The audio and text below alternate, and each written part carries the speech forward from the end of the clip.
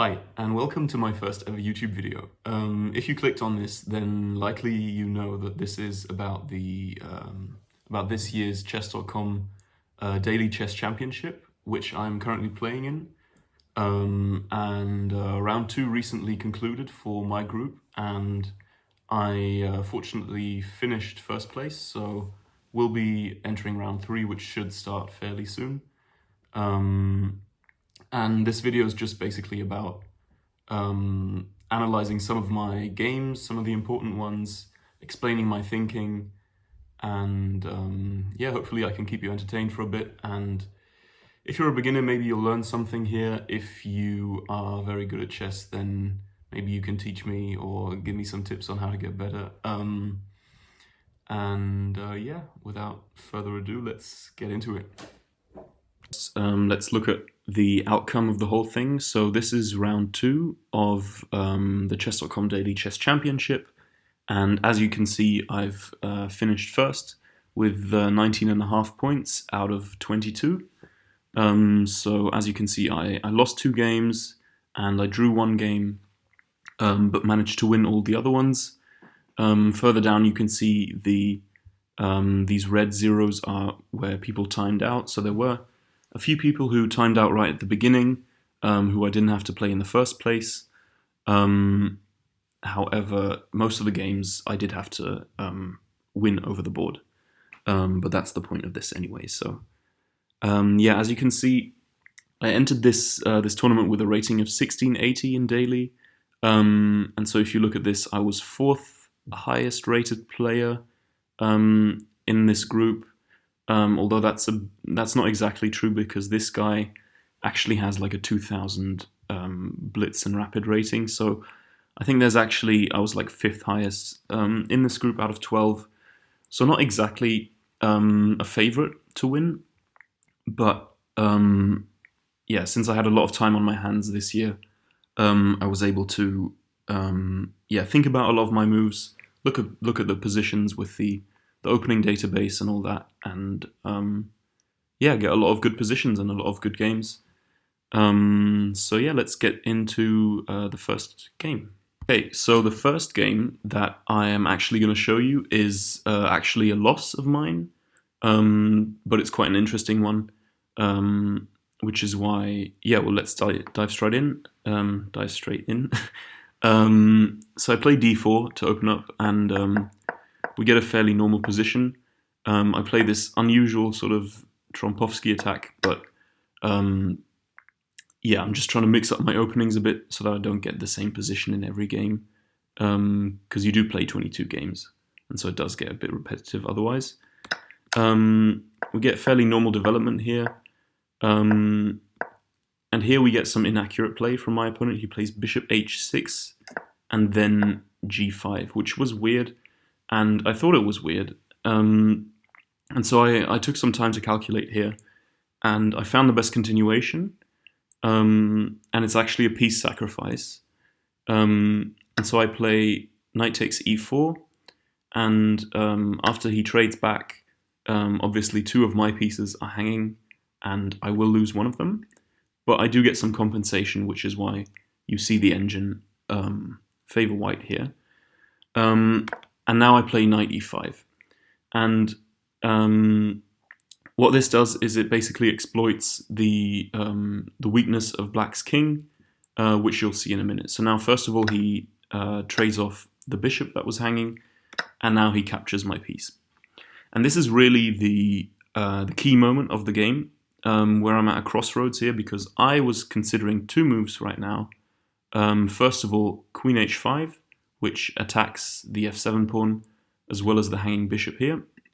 And I was also considering queen c4, which threatens checkmate here, as well as the same pawn, and also prevents the knight from coming out, as you would lose a lot of material here.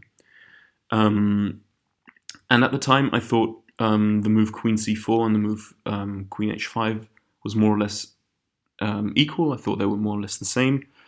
And I decided to play queen c4. And as you can see, this blunders the game away. I go from being +2 to being -3. essentially because I miss a very, very rudimentary move. This is a bit of an embarrassing miss, but I just missed the fact that he can castle his king, that he doesn't have to just walk his king somewhere or move his piece. He can just castle, and now I'm essentially lost, and so I decide to kind of, try some stuff here. I sacrifice a piece for 3 pawns. I get a 4th pawn even, but this is essentially lost. I'm playing on here for the sake of maybe trying to trick him. I try to advance my queenside pawns here to maybe get a queen into the game, but he defends quite well here. I mean, he's a strong player, as you can see, so he doesn't make a mistake here. And in this position, I lose both my queenside pawns, and now, I could resign this, but I try to play on to maybe get a trick somehow. Here I managed to get a check with my rook, and I play one last trick, queen g8, which obviously attacks this bishop and also threatens rook f7 or even queen f7 checkmate. Problem is, he can ignore all of these threats and he can simply go for checkmate himself. As you can see, the engine says there's mate in 11. And my opponent is strong enough to see this. He can ignore all my threats. And so I get checkmated fairly quickly here and end up losing a game fairly early on to a stupid mistake, but I mean, that happens. And so, the next game I'll show you how I managed to strike back against Pete Mate and keep my winning chances alive. Because this guy was one of my main competitors in the game or in this round. So let's jump to the next one. Okay, so in this game I start with the black pieces, and I'd already lost a game to him, so I was very, very keen to strike back and steal a point back from this guy, and not end up with a negative record against him. So we get Slav defense. This is all book stuff. This is all very normal play. I end up playing knight a5 to get my knight onto c6 and get a nice outpost. Here, we just keep developing, keep playing. And this game, like the last one, more or less boils down to one mistake made by my opponent here, rook c2. He plays, and now we get this mistake in a minute. After I play a5, we shuffle around a bit more. b4, which I was very happy with. As you can see, this is a kind of a tricky move because the knight has very few squares, and if you simply retreat the knight to any of these squares, I actually play b3 and I fork your rook and queen. And so the only way to preserve equality in this position is actually to play queen b3 yourself, pinning my pawn to my queen, and therefore preventing me from capturing your knight. If you simply move your knight, you will lose the game, and he plays knight b5, which is a blunder. The reason that I just explained. Now I can trade a pair of rooks, trade the knight, win a pawn, and keep this threat of b3 alive. And so he plays rook c7, which is another mistake, but at this point it's quite hard to find good moves. I play bishop d6, attacking this rook, and also perhaps keeping the option of a trade open for later. And as you can see, the engine already loves this for black. It's more or less completely winning. He attacks this he attacks this bishop on d6, and I decide to simply ignore that by playing b3. A little bit naughty, that. Because here I saw a winning combination here. Essentially, your queen is forced back to either a or b1, and after that, I will get to move my bishop, and so I didn't have to defend my bishop in the first place. And once my bishop checks on b4, you'll see that the queen and bishop are really strong on this diagonal, and you can even get checkmated here if you're not careful. So he plays queen b1, and I check bishop b4, and now he blocks with the rook, because if you were to move your king, it would be mate in 1. as my pawn guards this escape square. And so, yeah, he gives up the exchange, which is all he has left at this point. And at this point, it's just a clean-up job. I just have to make sure not to blunder anything huge. Here he attacks my knight, but I can simply ignore that. I can just go for the kill here, and I just advance my pawns to the end. And in this position, he resigns the game. And so, yeah, very happy with this game. He made a mistake that I was able to exploit. I get a point back, and with it, I'm very much back in the game. So yeah, see you in the next one. Alright, so in this game, I'm playing someone whose name I'm not even going to begin to pronounce, from Turkey, 1930 rated, so super strong player. So I took this very seriously. I was very happy to play someone this strong, and a bit nervous as well. And so I just play normal moves. We get d4, d5, as I did in most of my games, I think. He plays a London system, and this is all, fairly theoretical stuff. I use the opening database on chess.com for most of my openings to just look at the positions and see what kind of positions I wanted to get out of this. Here I make a fairly committal decision to play c4. Usually you don't want to play this in the London, but I figured that b3 was going to be a fairly difficult pawn break for him to get through, and so I thought this was justified in this position. And I was hoping to maybe get my B and A pawns into the game and support this sort of space advantage that I've tried to create. Also, this boxes in his light square bishop fairly badly, and so I thought this was a nice practical decision to make. So yeah, we shuffle on. Everyone makes some moves, kind of. And here we get to this point where I take with the queen to kind of allow my b pawn to support the c pawn later in the game.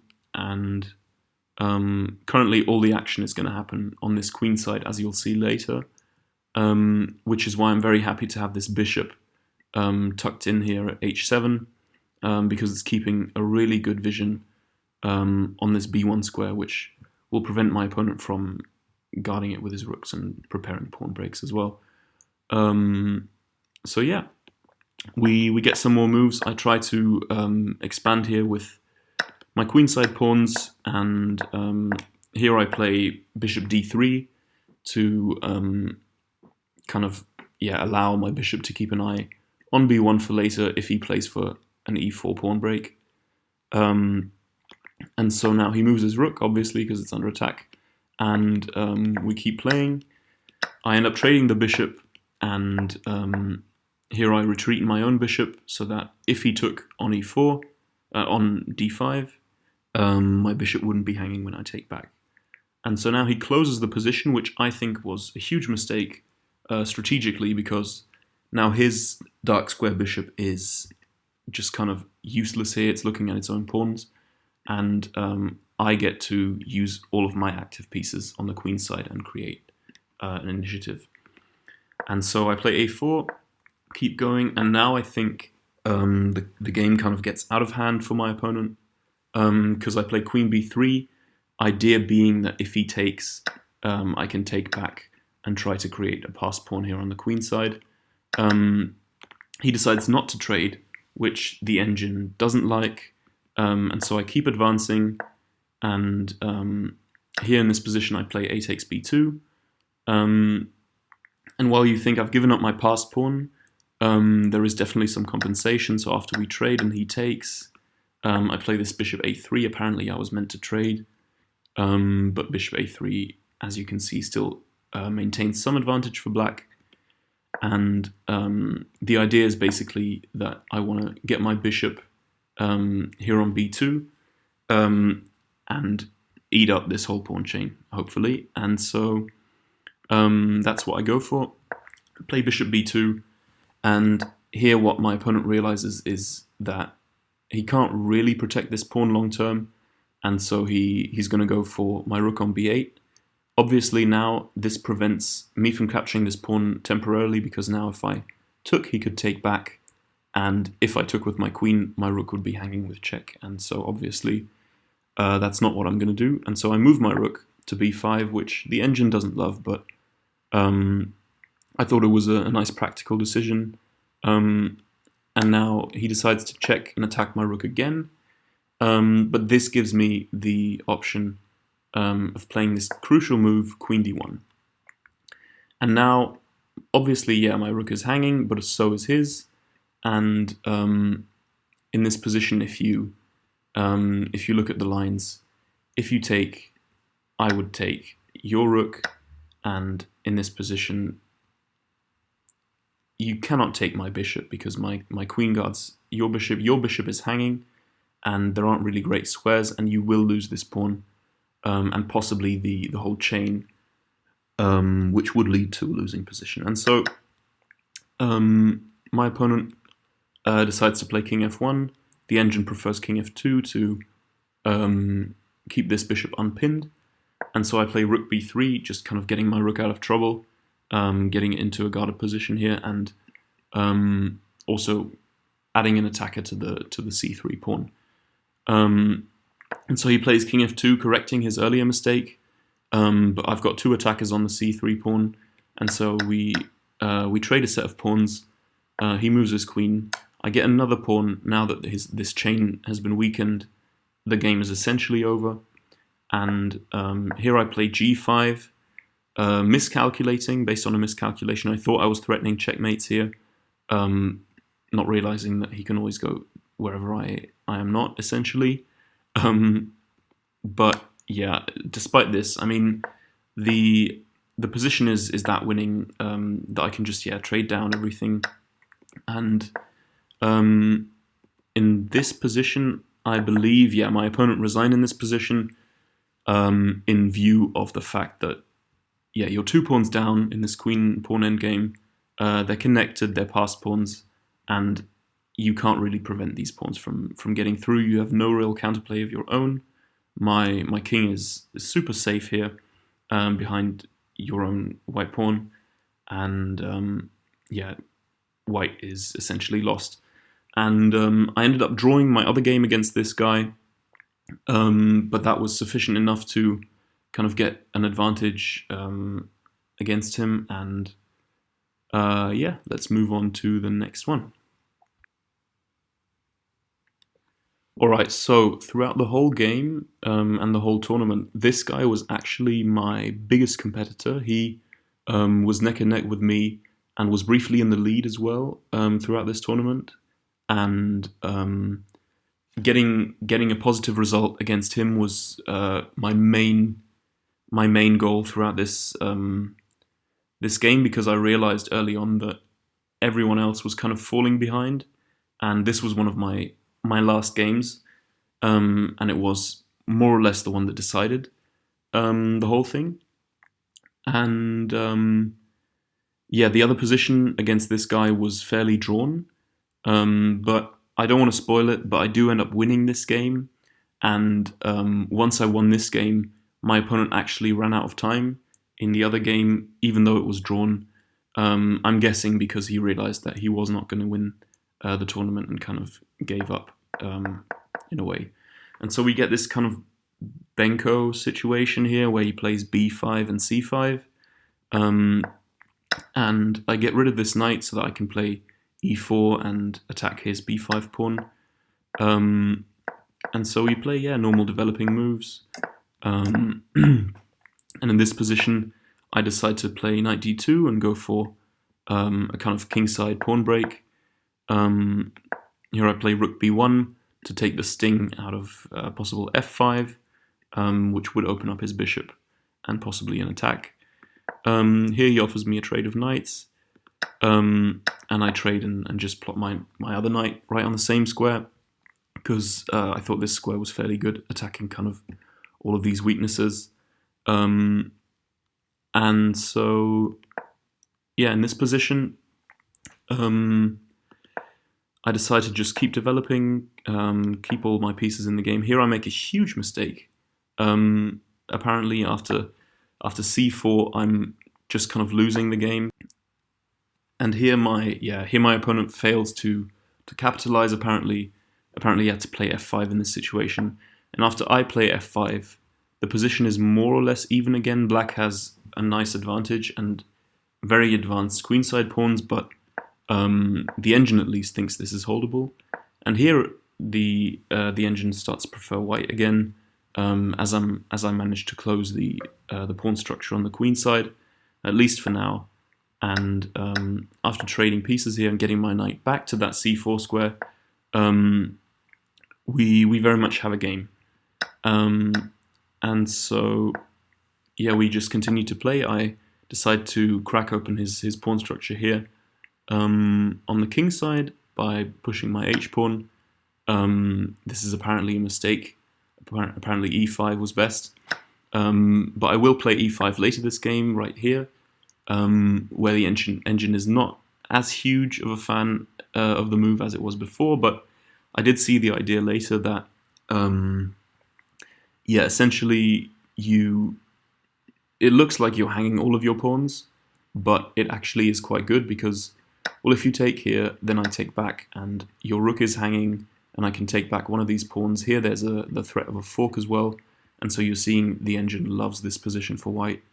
And so this is just a very, very tricky move, because also if you take here, I get f6 with a fork, and even though apparently this is equal for black, I think this is much easier to play for white and would realistically be a good position for me. My opponent finds the best move, which is to take with the d-pawn, and that allows me to create a passed d-pawn myself. And here he makes a big mistake. As you can see, the evaluation jumps right up for me. I didn't quite see the idea just yet, or I just dismissed it, I think, for now. And I play queen d3, guarding this c2 pawn, and guarding this pawn as well, instead of playing the more powerful queen d5 check. But after this, the attacker of the c2 pawn is removed, I do play queen d5 check. And this is really going to cost my opponent, because here he's got two moves. He can move to the outside and to the inside. And in this position, I'm fairly certain that he should have moved to king h8. But he makes another big mistake. And as you can see, this brings the evaluation up from 3 to 11, which means essentially he's completely busted. And here I play one of the best moves, f takes g6, which opens up the line of sight here. It threatens checkmate on f7, and also it allows me to later capture with knight e5 as this f6 pawn is pinned. And so he plays rook a7, guarding the mate, but this is not quite enough, and so I just take on h7, creating another checkmate threat, and also creating the threat of promotion, and still leaving the ideas with knight e5 for later. Now he moves his king, but I just check, and I think in this position he resigned the game, because you are going to lose material. The only move you have is here, and I can pick up your bishop, I can promote, I can take your rook in the corner after I've captured. It's just kind of hopeless here, and so I get a huge win against my main competitor, and this was more or less the win that kept my winning chances alive and put me in a great position in terms of the whole tournament situation. Alright, so let's move on to the final game that I'm going to show you. This is, honestly, I've saved the best for last here. This is against the guy who was only 1400 rated in daily chess, but is actually a 2000 rated player in all the other time frames. So as you can see here, 2100 bullet and all that stuff. Very strong player. And I managed to get a win against him with one of my favorite moves that I've played myself. So yeah, I hope you enjoy this one. Yeah, let's get into that one. Okay, so here we go. This is the final game that I'm going to show you. I play with the black pieces, and I play a Caro-Kann exchange. He goes for a quick c4, and we kind of play normal chess. And I make a mistake fairly early here in this position. So I play knight e5 instead of knight d4, and in the obviously I can't use the engine in my daily games. So in the opening database, these were both marked as moves. I think this is a fairly rare position already in terms of what's been played, and so I played knight e5 because I like the look of the variation that they played. And in this position, what ends up happening is he checks, and I end up giving up 2 pawns here on the queen side for activity, and so you can see the engine loves this for white. And I realized that I was in some trouble, and so I had to keep some complications. And as you can see, it's going to be very difficult here to get my king castled, especially in view of the fact that he's got a lot of quick kind of attacking moves here. And so I realized that I have to do something now. I have to do something fast. Starting to get me shaky, you know? So I play the move e5 to get my bishop into the game, essentially. The idea being that if d takes, I could take with the rook or the pawn, but I would get my my king castled at least at some point soon. And so he makes this mistake by playing f4. Apparently he should have taken, and this gives me the chance to play queen h4, which is another mistake. The engine doesn't like a lot of the moves that are played this game, but honestly, as long as my 2000 rated opponent can't find the refutation to my moves, I'm happy. In this position, I allowed queen c8 check, which would have been apparently very good for white, but he makes a big mistake by playing queen d3. As you can see, there are threats long term of rook h6 and queen h2, which would be checkmate. And this is basically the only idea I'm playing for right now. Swing my rook over to the king side and use his compromised king safety to basically put some pressure on my opponent. And in this position, I play rook h6. I threaten the checkmate, and here he makes a mistake.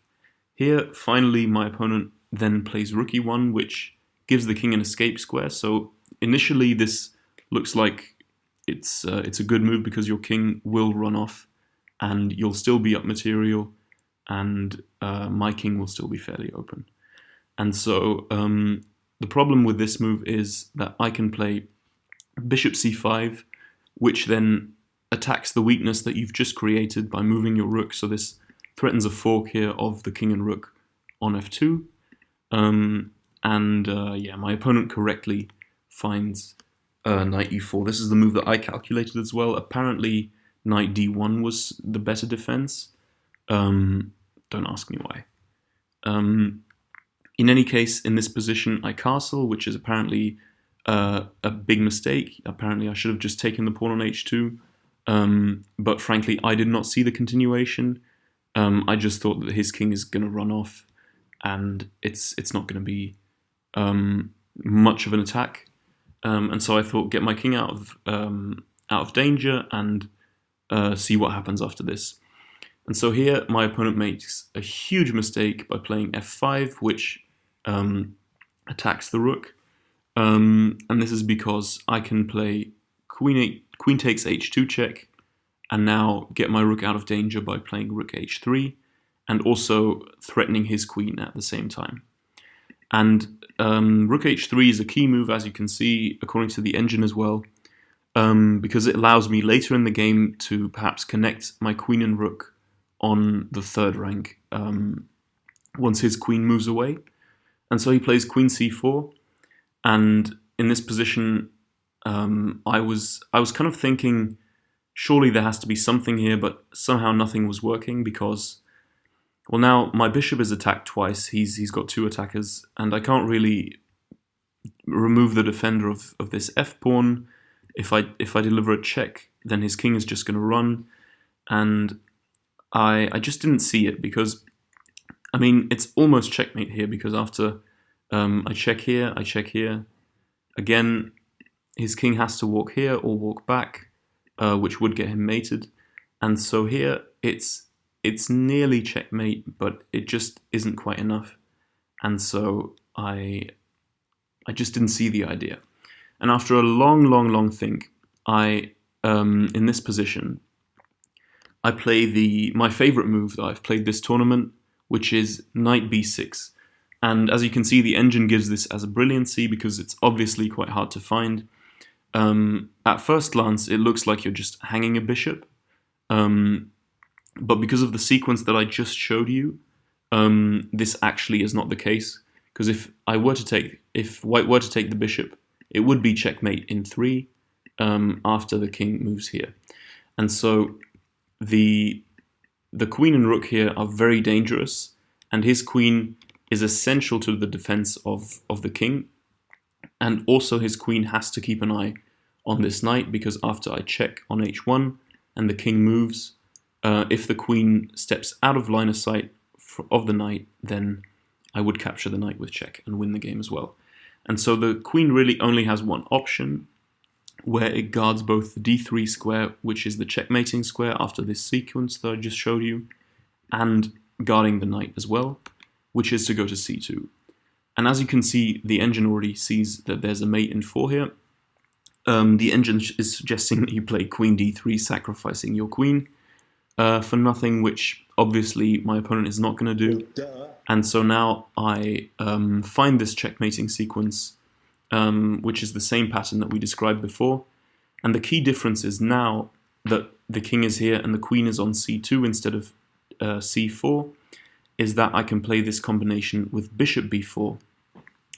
And now when you block with your knight, what you've done is you've relinquished control of the c4 square, and my knight will be able to jump in. And this is what happens in the game as well. He blocks with the knight, and my knight is able to deliver checkmate. And I win this game against this much stronger opponent, which I'm very happy about. And alternatively, you could have blocked with the queen, but it's also mate in 1, because I can just play queen d3 anyways.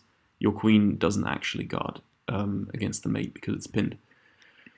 And so with that, I win a lot of important games in the Chess.com Daily Chess Championship, and I move on to round 3, which should be starting fairly soon. As you can see, there's 70 games remaining, 384 players out of 35,000 left. So I'm very happy to be included in that pool still. And hopefully I'll see you guys soon for my round 3 recap, which let's hope I win as well.